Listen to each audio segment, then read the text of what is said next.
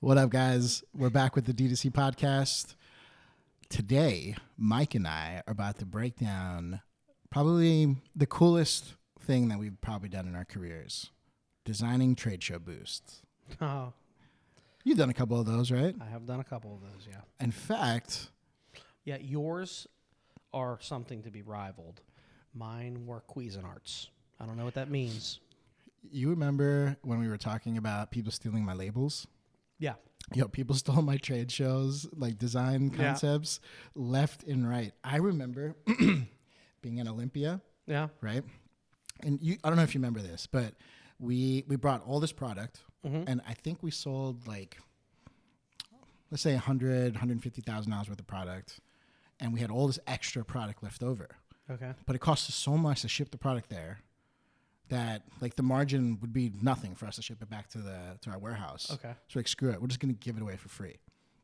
So we dumped it all into this giant pile into the center of our booth, and we just started telling everyone, hey guys, line up for free product. And then like a t-shirt cannon, we just started chucking bottles of fat burners, protein, BCAAs out to anyone who wanted it.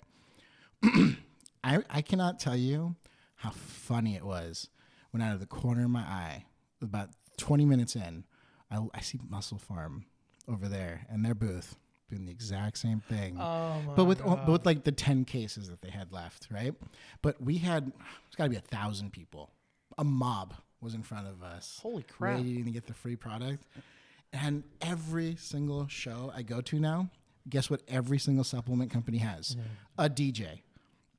Someone, like a place to go, like actually hug the athlete and do whatever else. Yeah, you had Display like a whole cases, all that. Before I ever visited a fitness trade show, what it would be like Sean Ray, Jay Cutler, all these like, heroic, I iconic remember guys them. Yeah. sitting behind a 6-foot table Uh-huh.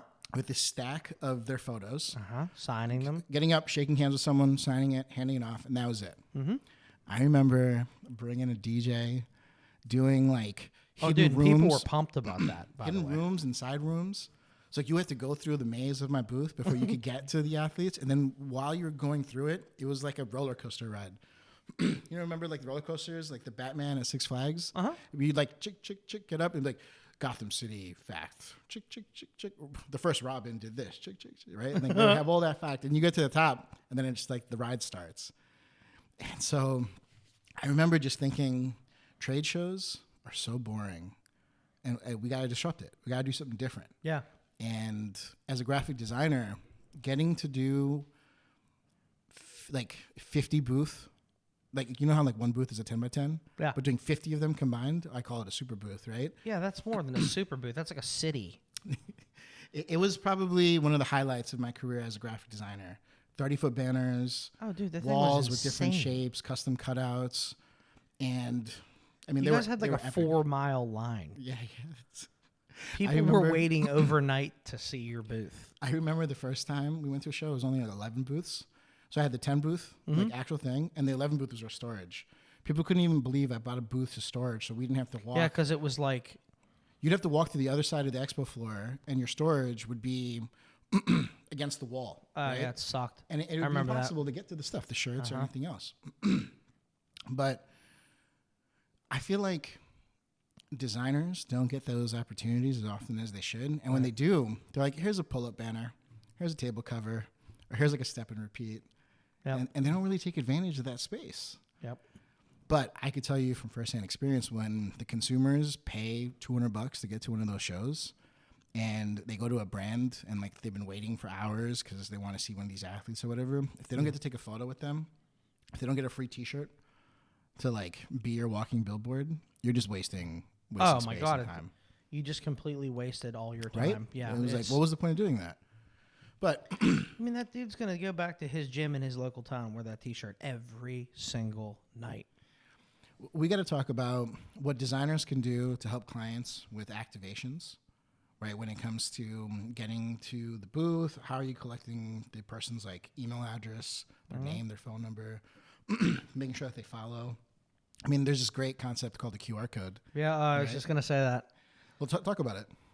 We did the same thing at Reaction when we did the booth out there. It was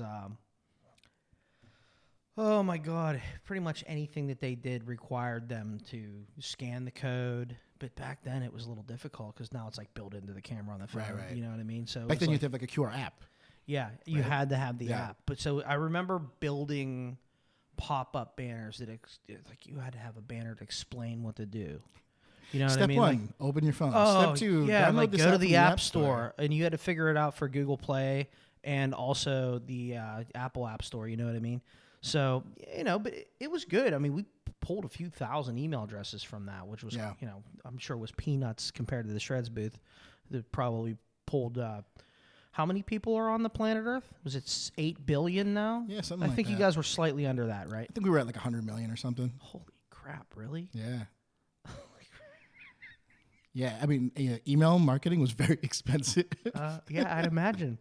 If you're, oh my God, 100 million. That's nuts. No, I mean, the email list is probably closer to 10 million. To be honest. Was it really? Yeah. I figured you were exaggerating. An extra zero is a little much, but I think the part that designers don't play at expo shows is that it doesn't matter the size of the booth. It matters whether or not the client and the consumer get to communicate. Yeah. And I feel like designers don't do a good job of like interviewing the client. Hey, what's your game plan for activations? 9 times out of 10, they don't even know what their game plan is for activations. How much staff are you bringing? Right. Right? How are you going to collect this information? Are you going to sell anything?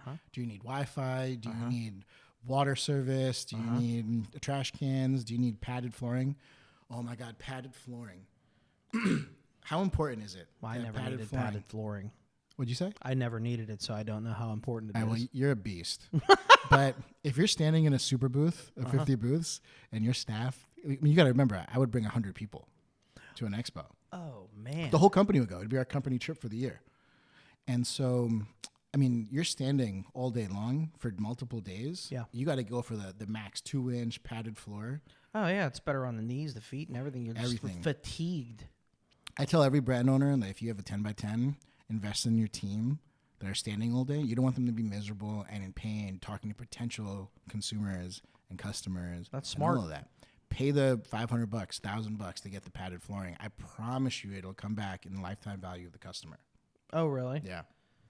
Yeah, because you don't have a miserable employee standing there talking to, or athlete or whoever, or talking honestly, to potential customers. Go on Amazon and buy those like padded things that people have in their kitchens. Ship them out right? there. And just like order 6 of them. And in the main areas of your booth, have them there if you're a 10 by 10. That's smart stuff. Yeah.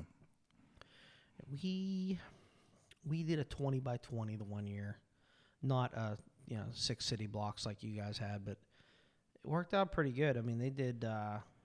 They sold all their product, and God, we shipped. Maybe I wish I could have shipped more. You didn't bring the product to the show? Oh no! I'm talking about T-shirts. Okay. We had a bunch of different T-shirts, mostly ladies, but like, oh God, I can't remember how many. It was probably like 5,000 T-shirts, which is To the show? yeah. And you just gave them out? You just gave them out. That's so smart. Yeah, I mean, we did the same thing. dude, that's why the brand grew. I remember when we went to Surprise.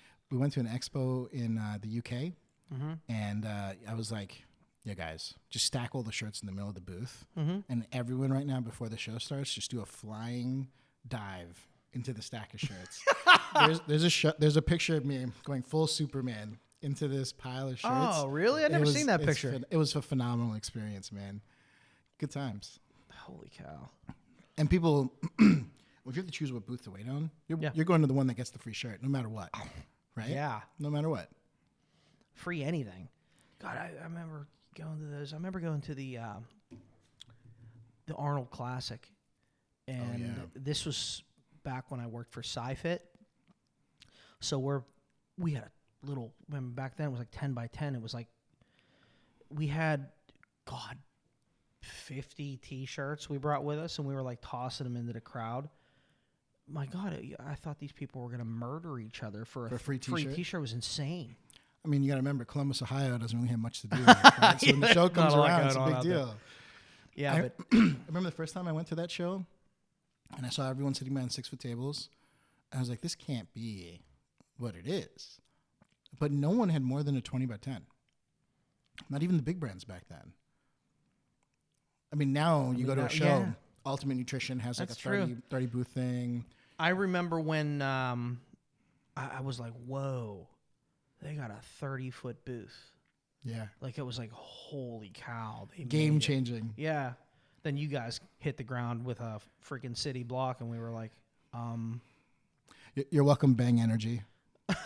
You're welcome, Muscle Farm. You're welcome, all these other brands that stole our concepts. oh, dude, I'll tell you right now, the next year after that happened, the CEOs of those companies were probably like, you need what for a budget? Dude, I remember, I don't remember whether it was the company you used to be at, but the owners would tell me that they would have like brand strategy meetings. And they'd be like, what did Shreds do this week? We're going to copy everything that they did this week.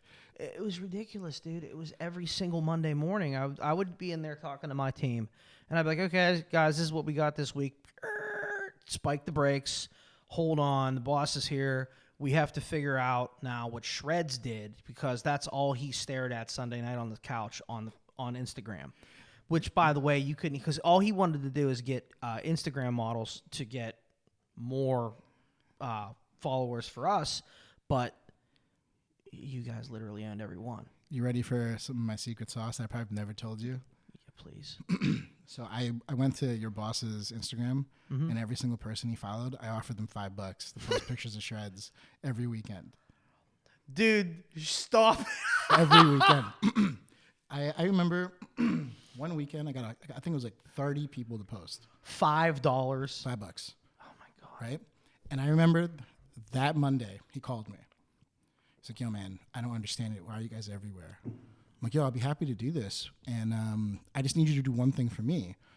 Invest in another line so you can keep making product for me. And he wouldn't do it. Oh, I remember that. Do you remember that It time wasn't frame? long after that he did invest in another line, though. But it wasn't all for in the past. you. It's all I in think the it was for past. somebody else. But I think trade shows are so eye-opening for the opportunity that it gives designers. I feel like if you're a brand owner, you got to talk to your graphic designers and understand probably 3 key things, right? Who the printer is going to be, Yeah. and what the capabilities are. Yep. And understand what the cost difference is for like a 8x8 versus a 10x8 versus a 10x10 versus a 30x10. I remember looking at the cost of banners.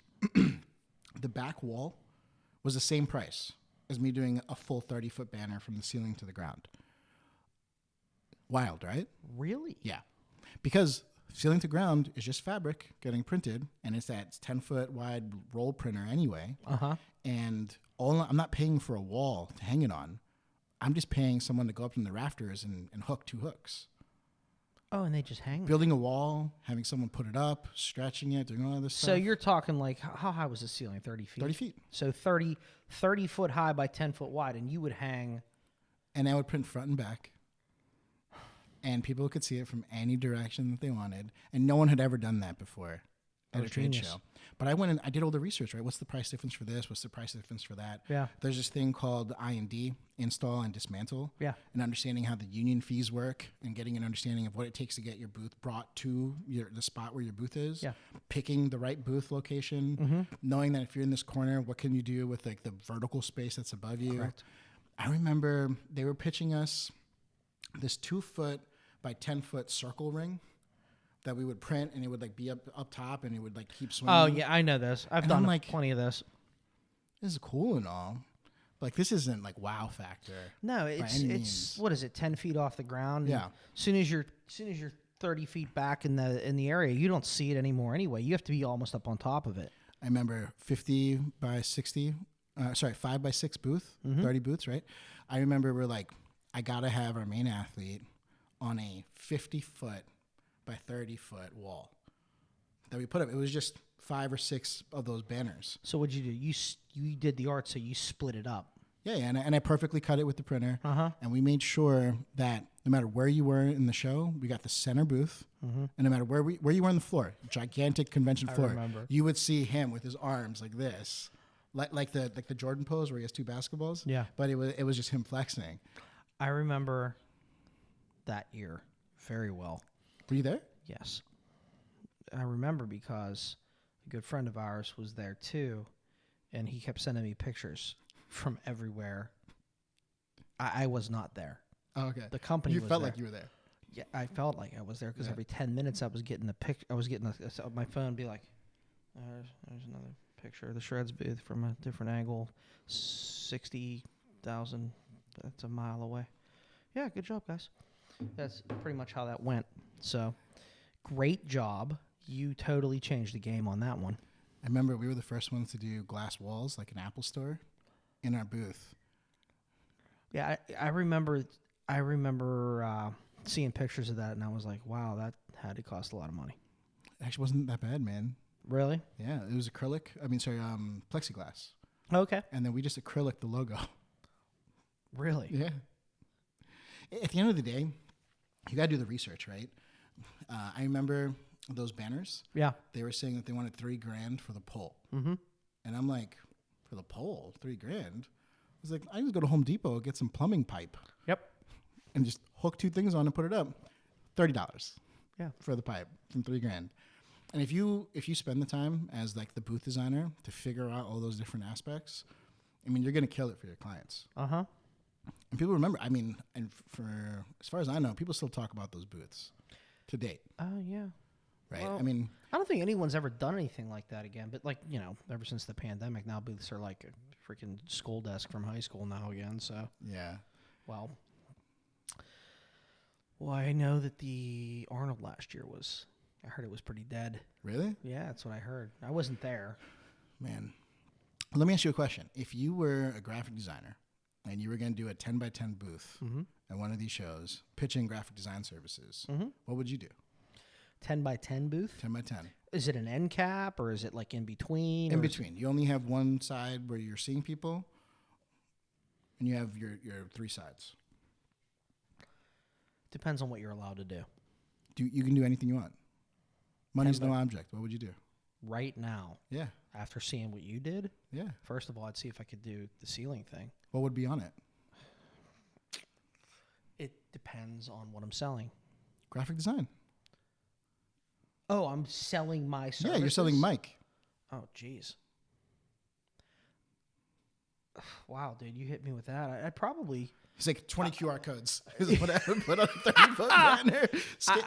Scan here for flyers. Scan here for product design. I would probably have to just say it like it is. I'd be like, you know, something like the dopest graphic design, get it here, you know, and I would just have this huge banner that was like an arrow, come see me now, you know? You know, so wherever you are, you find the arrow pointing down, and it's basically an infographic.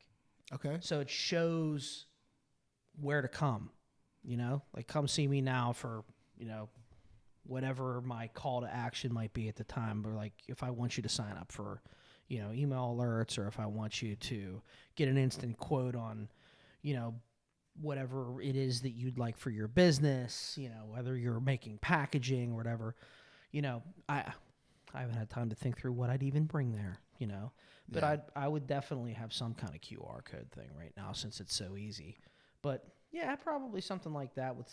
And it's hard to think about what examples I'd use, you know. But I think an infographic, just like a giant call to action, you know, come here for whatever right now, almost like Eat at Joe's sign. I don't remember how often you looked at Instagram back in the day, but do you remember there was this campaign for Neil Patel? He's like this really infamous marketing guy from California. He paid every single influencer to post who was Neil Patel. They would write on a dry erase board. And then I would create a step and repeat. And I'd have some type of sign, like you said, right? Like the Joe's thing over it, to it. And I'd be like, come here, take a photo, post it for a chance to win $10,000. Right? Smart. And the step and repeat would have all that stuff, graphic design, come here, QR code for this, that, whatever, right? Yeah. But I would just get every single person at that show to post a photo of my logo on social media, because it's technically not going to be a great ROI for me getting it from those people that are attending the show. Yeah. But I bet the people that follow them, there's going to be a handful of business owners. Oh, for sure. And that's how I would get my ROI from going to a show. That's smart. I like that a lot. I want to hear what you guys think about trade shows. Drop some ideas in the comments. Drop some questions in the comments, and we'll be happy to answer them for you. Yeah, for sure, man. All right, guys. We'll catch you on the next episode. Bye. See ya.